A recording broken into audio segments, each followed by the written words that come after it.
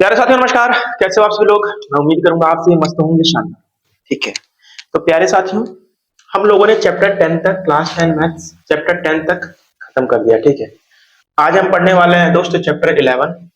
Basic introduction रहेगा आज की क्लास में। ठीक है।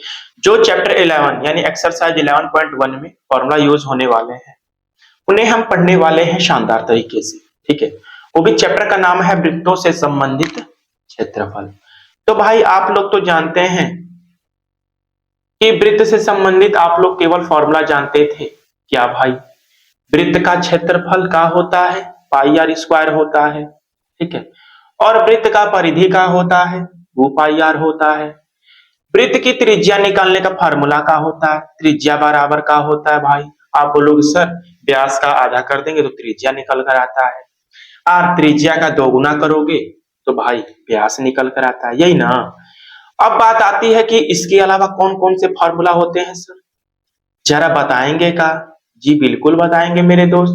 बस आप लोग इस वीडियो पर एंड तक बने रहिए ना, क्यों नहीं बताएंगे। चलिए आइए बताते हैं आप लोगों को। तो भाई सबसे पहले तो हम क्या करेंगे कि भाई एक वृत्त बना लेते हैं। क्या बना लेते हैं सर? एक वृत्त बना लेते हैं भाई। ये एक वृत्त बन गया। अब भाई वृत्त है तो इसका केंद्र होगा ही भाई ना।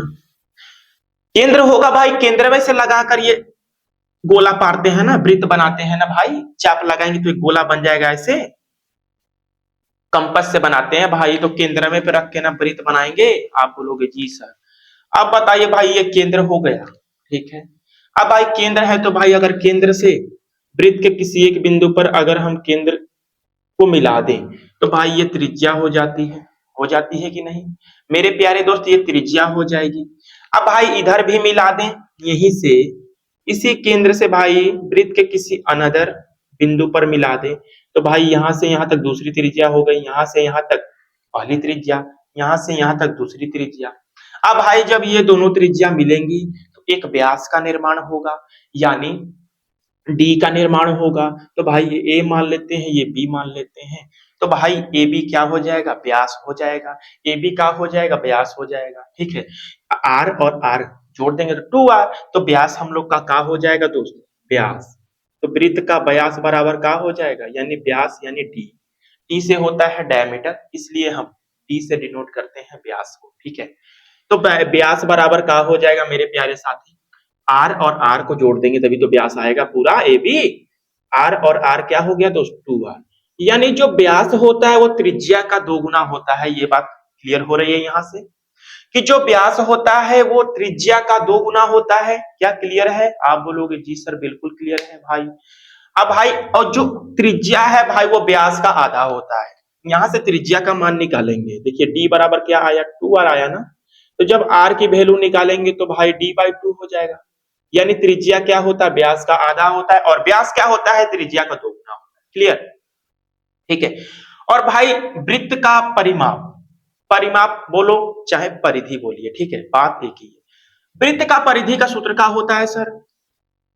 तो भाई एक अनुपात होता है पाई के रूप में। ठीक है। वो अनुपात का होता है भाई, जब मैं वृत्त की इंट्रोडक्शन बता रहा था उसमें भी मैंने आप लोग को बताया है। क्या होता है भाई? एक पाई के रूप का अनुपात। तो भाई परिधि होता है। क्या होता है सर? परिधि होता है। अब बटा में क्या होता है सर? व्यास होता है। व्यास होता है। अब बराबर मेरे दोस्त पाई होता है। ये होता है पाई के रूप में अनुपात। पाई बराबर होता है परिधि बटा में व्यास। ठीक है। यहां से हम परिधि निकालेंगे, वृत्त की परिधि। तो भाई वृत्त की परिधि यानी सरकमफ्रेंसेस सी से डिनोट करेंगे। तो वृत्त की परिधि यानी सी, अब बटा में व्यास। व्यास बराबर हम क्या लिख सकते हैं दोस्त? 2r लिख सकते हैं ना। तो 2r अब बराबर का है? पाई। अब भाई सी की वैल्यू निकालनी है तो 2r कहां भेजेंगे? उधर। तो सी बराबर आ गया 2 पाई r। तो भाई ये वृत्त की परिधि बराबर होता है 2 पाई r। ठीक है। वृत्त की परिधि, मान लो कोई एक लड़का है, यहां से दौड़ना स्टार्ट किया। अब भाई दौड़ते दौड़ते दौड़ते दौड़ते फिर इसी बिंदु पर आ गया जहां से वो प्रारंभ किया था, यानी प्रारंभिक बिंदु से दौड़ा भाई, फिर जाकर प्रारंभिक बिंदु पर मिला।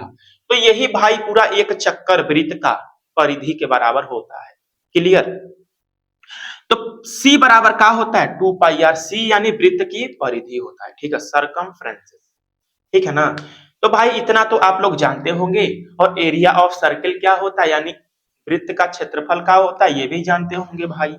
तो वृत्त का क्षेत्रफल ना, ये तो जानते ही होंगे ना भाई, वृत्त का क्षेत्रफल होता है सर, क्या होता है, पाई आर स्क्वायर, पाई और आर का स्क्वायर करना है, यानी आर दिया रहेगा भाई, और वृत्त का क्षेत्रफल आप आसानी से निकाल सकते। अब पाई का है सर, पाई एक अपरिमेय संख्या है, अगर पाई का मान दे दे 22/7, ठीक है, तब ये परिमेय संख्या है, क्लियर। अगर सिर्फ पाई रहेगा तो वो अपरिमेय संख्या है, और 22/7 रहेगा तो परिमेय संख्या, ठीक है।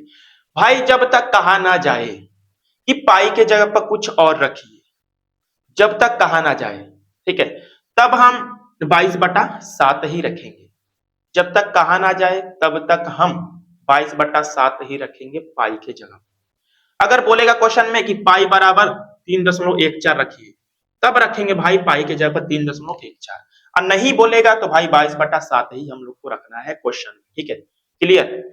इतना तो आप लोग बेसिक इंट्रोडक्शन आप लोग जानते होंगे भाई वृत्त के बारे में, ठीक है। अब भाई, अब इसके अलावा कौन कौन से फार्मूला होते हैं सर, तो ध्यान से बने रहिएगा इस वीडियो पर, ठीक है, छोड़कर अपने भाई को जाइएगा मत। ये आप लोग जानते थे ना, ये आप लोग जानते हैं ना, जानते हैं ना दोस्त, आप बोलोगे जी सर इतना तो हम बेसिक जानते ही हैं, क्या r बराबर होता है d/2, और d बराबर होता है 2r, परिधि होता है 2 पाई r, वृत्त का क्षेत्रफल होता है पाई आर स्क्वायर, ये आप लोग जानते हैं, ठीक है। अब बात आती है इसके अलावा कौन कौन से फॉर्मूला होता है, तो आइए भाई समझते हैं, इसको मिटाते हैं। इतना तो आप लोग बेसिक इंट्रोडक्शन भाई जान ही रहे हैं, ठीक है। देखिए मित्र, अब बात आती है, पहले हम त्रिज्या का खेल खेलेंगे। क्या खेल खेलेंगे मेरे भाई, त्रिज्या का खेल खेलेंगे, त्रिज्या से भाई थोड़ा खिलवाड़ कर लिया जाए बस, ठीक है ना। त्रिज्या से क्या कर लिया जाए, वो खिलवाड़ कर लिया जाए थोड़ा मोड़ा, फिर उसके बाद जीवा से खिलवाड़ करेंगे, ठीक है। तो पहले भाई हाई केंद्र होगा वृत्तवा का, होगा ना। अब भाई मान लो ये केंद्र से वृत्त के किसी बिंदु पर हम लोगों ने मिला दिया, और इस केंद्र को भी मिला देते हैं, तो भाई ये जो होंगे आर का काम करेगा ना, ये दोनों त्रिज्या हैं, और आप लोग को पता है कि एक ही वृत्त की सभी त्रिज्याएं क्या होती है, समान होती है, बराबर, ठीक है ना। अब देखिए ध्यान से, ये हम लोग का का बना भाई, ये केंद्र यानी ओ बना, ठीक है।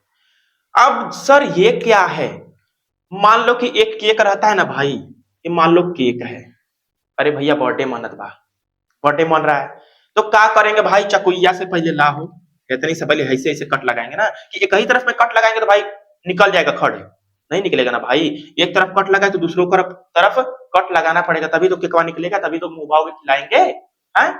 चलो, तो ये भाई इतना भाग आप लोग निकाल लिए, केक का तो भाई इतना बचेगा, बचेगा ना। ये जो केक का भाग निकाले, ये काट कर, इसे बोलेंगे त्रिज्य खंड। अब इसी त्रिज्य खंड का क्षेत्रफल निकालने के लिए बोला जाए तो क्या करोगे भाई, कैसे निकालोगे, जरा बताओगे क्या, जरा बताओगे क्या मेरे भाई, कि अगर भाई इतना भाग निकाल लिया जाए एक वृत्त से, तो भाई ये इसका क्षेत्रफल, यानी ये छोटा है क्या, इससे भाई, इससे जो बचा भाग है काटने पर जो निकला है वो छोटा है ना इस वाले से, आप बोलोगे जी सर, तो इसे हम बोलेंगे भाई, इस छोटे वाले को लघु त्रिज्य, लघु त्रिज्य खंड, इसको बोलेंगे लघु त्रिज्य खंड, ठीक है। और जो बड़का है बच गया, इसे बोलेंगे हम दीर्घ, दीर्घ त्रिज्य खंड। अब भाई लघु मतलब होता है छोटा, और दीर्घ मतलब होता है बड़ा, ठीक है।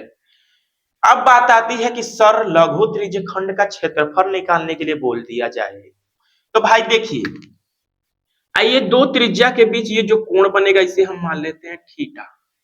अगर भाई पूरा हम घुमा दें ऐसे ऐसे, तो भाई एक सर्किल बनेगा, और एक सर्किल में कितने डिग्री का एंगल बनता है, आप बोलोगे सर 360 डिग्री का एंगल बनता है। तो भाई हमें तो पूरा नहीं लेना है, इतना सिर्फ लेना है।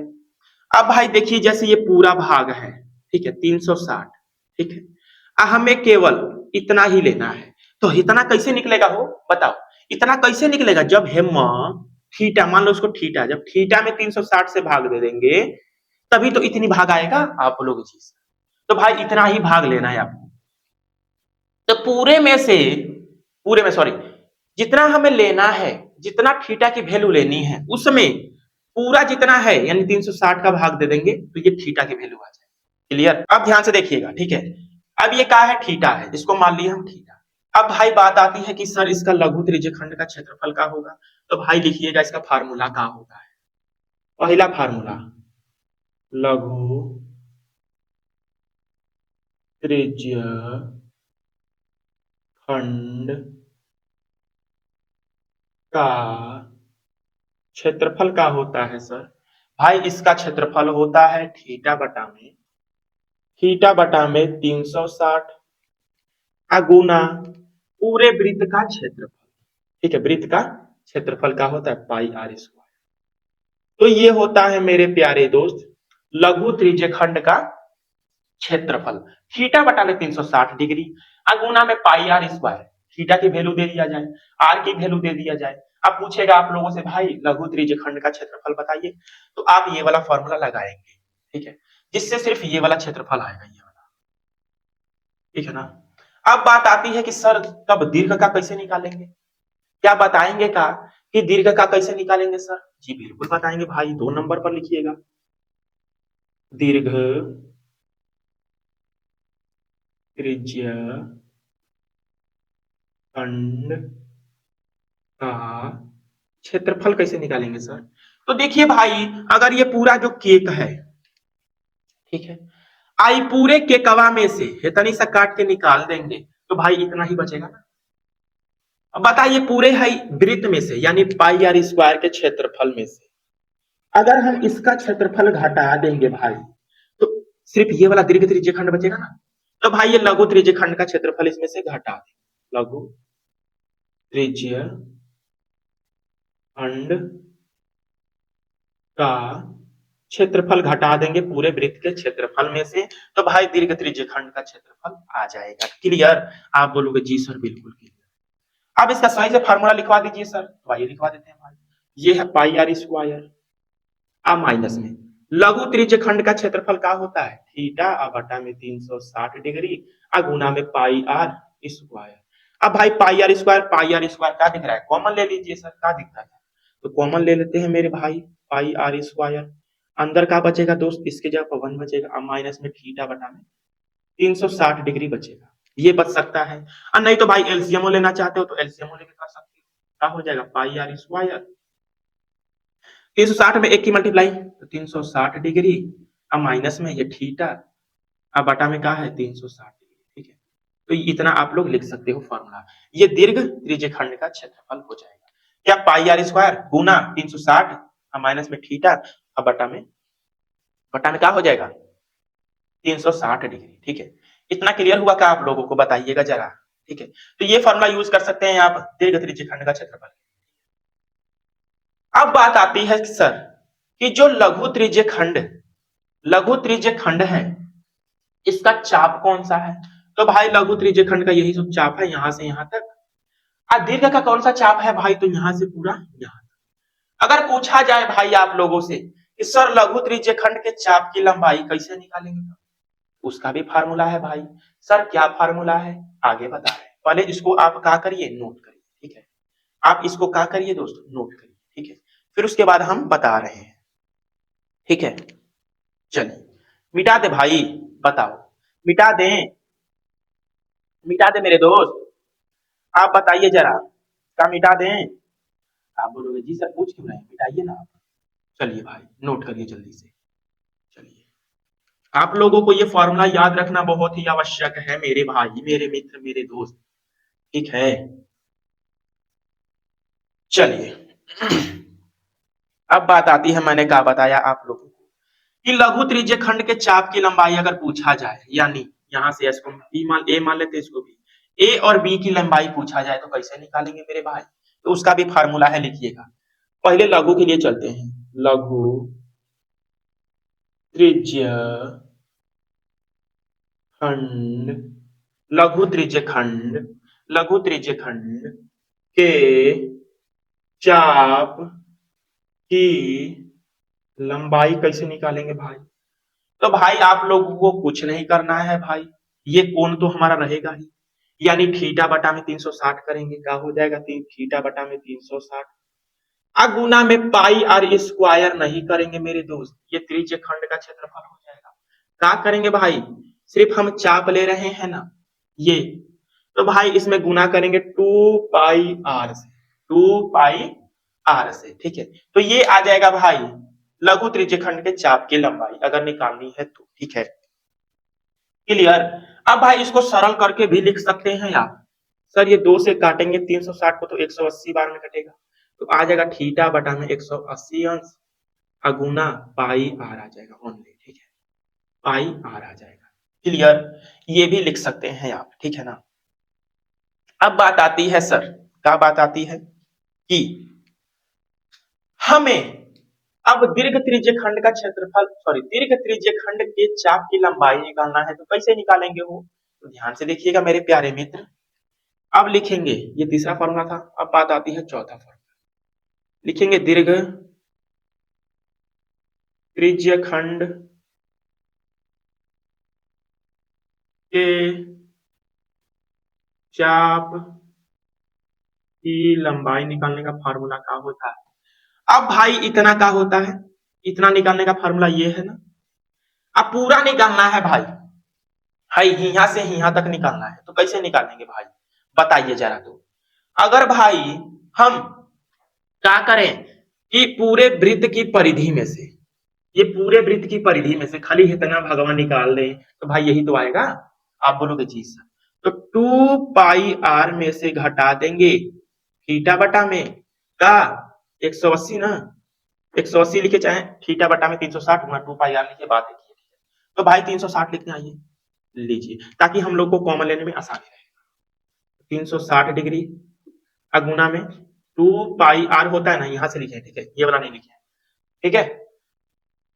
तो यहां से देखिए कॉमन ले सकते हैं आप 2 पाई आर, तो क्या बचेगा बाहर 2 पाई आर, अंदर बचेगा दोस्त 1 माइनस थीटा बटा में 360 डिग्री।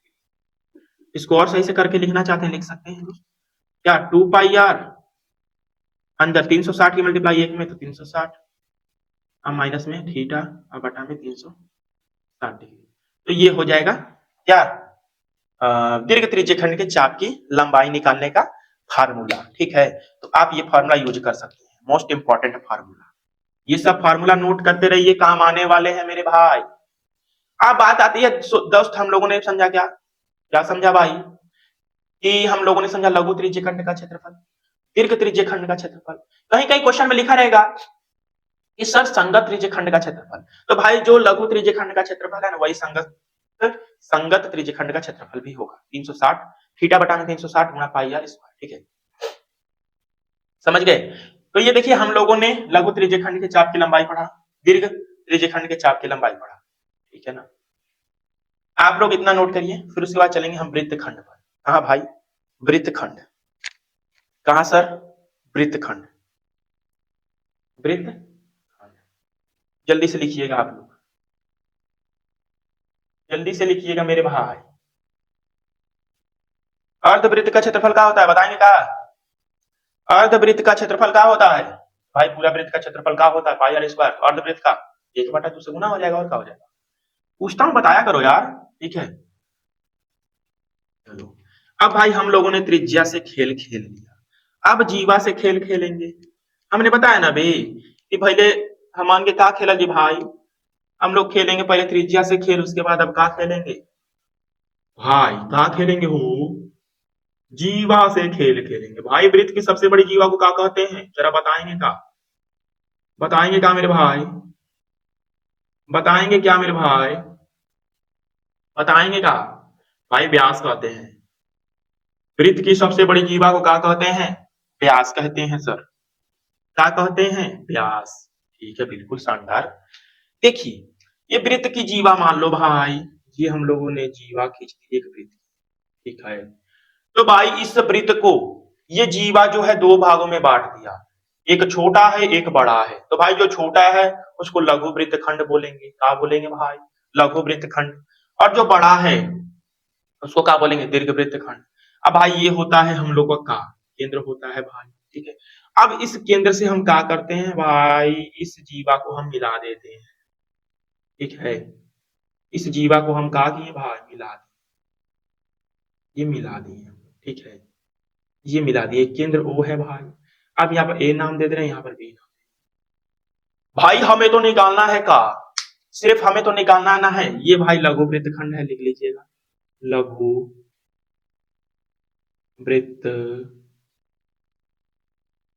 खंड। और ये क्या है मेरे भाई, दीर्घ वृत्त खंड, दीर्घ वृत्त खंड, दीर्घ वृत्त खंड। इतना क्लियर हुआ? आप बोलोगे जी सर।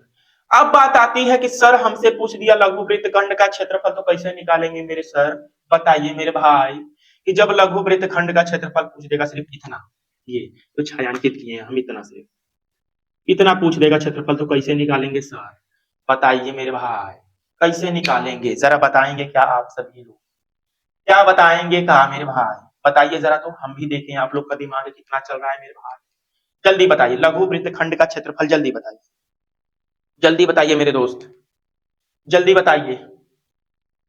अच्छा ये बात बताइए मुझे कि अगर ये जीवा नहीं होती तो भाई ये पूरा क्या बनता, त्रिज्य खंड बनता। आप बोलोगे जी सर बनता। अगर भाई ये जीवा नहीं होती, ये जीवा, ये जीवा मान लो नहीं होती तो भाई ये पूरा क्या बनता, त्रिज्य खंड बनता। और त्रिज्य खंड में से भाई आइए त्रिभुजवा का क्षेत्रफल घटा देंगे तो भाई इतना ही तो बचेगा, बताइए। आप बोलोगे जी सर बिल्कुल। तो लिखिए भाई, क्या लिखिए सर, लघु वृत्त खंड का पहले ना, लिखिए भाई पांचवा फार्मूला, लघु वृत्त खंड का